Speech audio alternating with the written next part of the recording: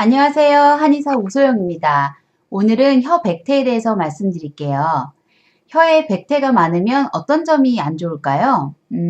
우선 보기가 안 좋죠. 좀 지저분해 보이기도 하고요. 그거 말고 실질적으로 첫 번째, 입냄새가 많이 날 수 있습니다. 그래서 백태가 많으면서 입냄새가 좀 심하신 분들이 많아요. 그리고 두 번째는 구내염이 일반인들보다 더 자주 생기시고요. 오래가고 많이 생기십니다. 또 세 번째는 구강자결감 증후군이라는 혀가 아픈 병도 일반인보다는 좀 많으시고요. 그리고 네 번째, 맛이 이상하게 느껴짐. 그러니까 맛을 정확하게 느낄 수가 없고 또 입이 쓰다거나 입이 짜다거나 뭐 입에서 신맛이 느껴진다든지 하여간 이상한 맛이 느껴지는 증상이 있습니다.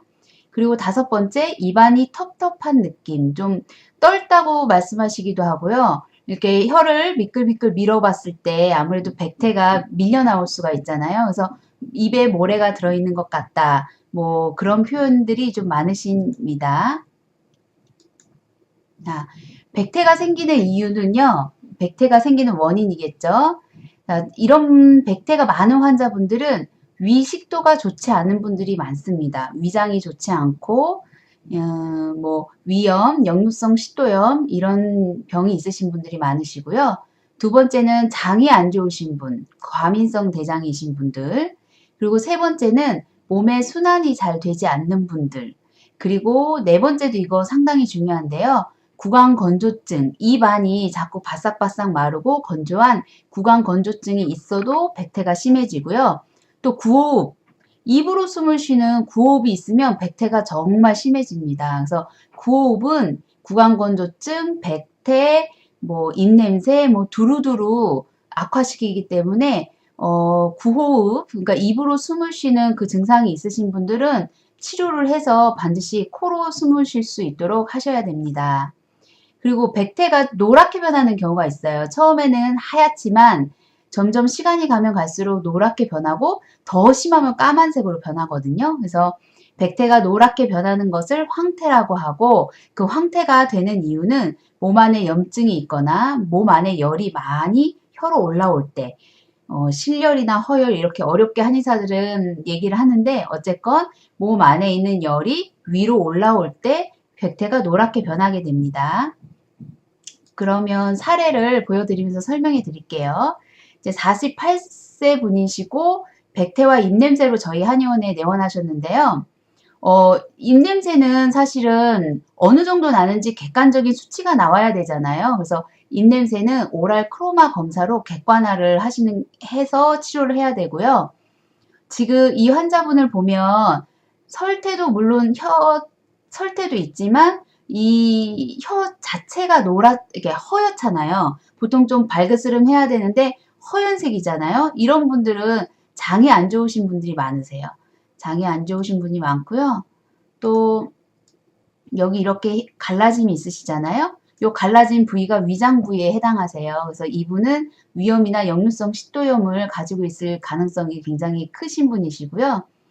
또 여기 이렇게 혀에 미세하게 이빨 자국이 이렇게 보이죠? 예, 요런 것도 치은인데 이것도 장이 안 좋으신 분들에게 좀 자주 나타나는 그런 사인입니다. 그래서 대변이 오락가락하면서 입냄새가 올라오는 이런 백태. 그래서 백태로 한의원 오시는 분들 중에 거의 절반은 입냄새를 호소하시는 것 같아요.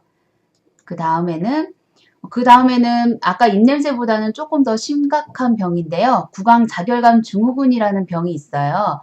이 병은 혀가 불에 데인 것처럼 화끈화끈거리면서 아픈 거예요. 그런데 뭐 구내염이 생겼을 때 조금 며칠 아프다가 많은 이런 수준이 아니고요.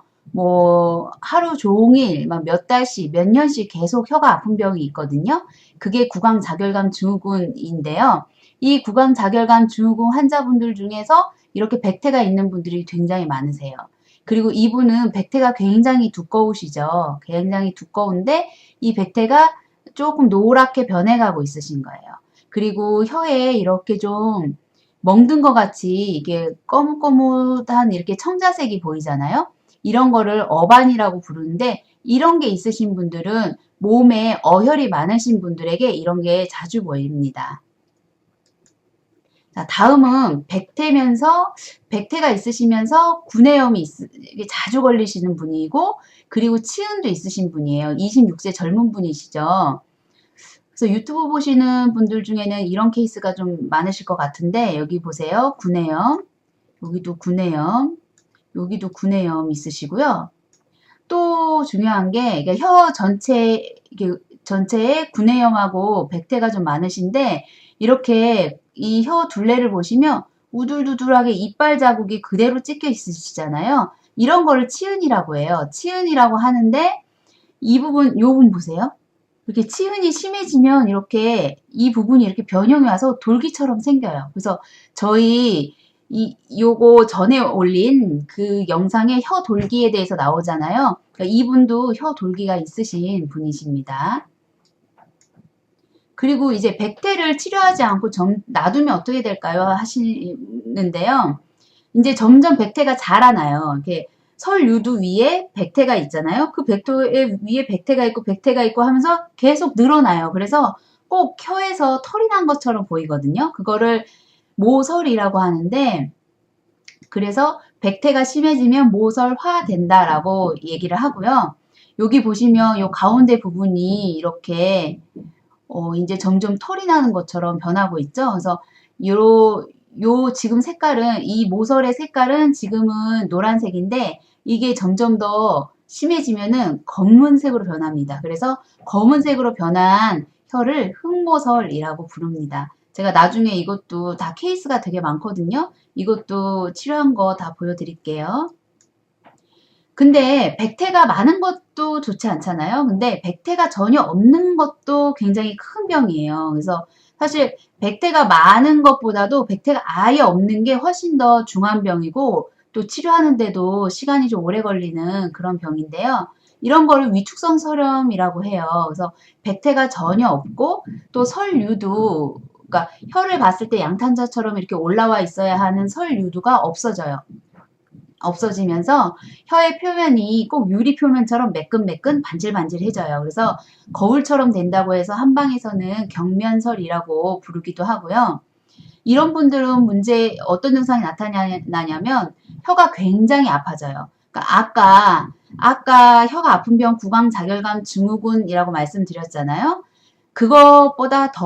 그것만큼, 그거 이상으로 훨씬 더 아픈 병이 위축성 설염이에요. 그래서 구강자결감 증후군하고 위축성 설염하고 같이 오는 경우라면 정말 많이 혀가 아파요.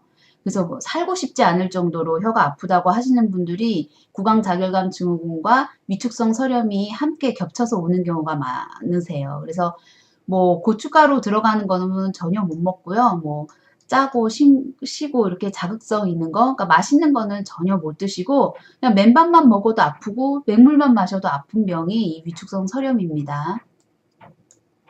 자, 백태가 있을 때 그 한의원에서는 백태를 어떻게 치료할까요? 뭐 당연히 진찰해서 한약 먹고 침 맞고, 그죠? 그리고 이제 구호흡이 있으신 분들은 꼭 구호흡을 고쳐야 되는데요. 대부분 코로 숨을 못 쉬고 입으로 숨을 쉬는 이유가 코가 비염이 있거나 뭐 이래서 답답하신 경우가 많잖아요. 그래서 코 비염 치료, 호흡기 치료를 같이 하는 경우가 굉장히 많아요. 백태나 입냄새 치료에.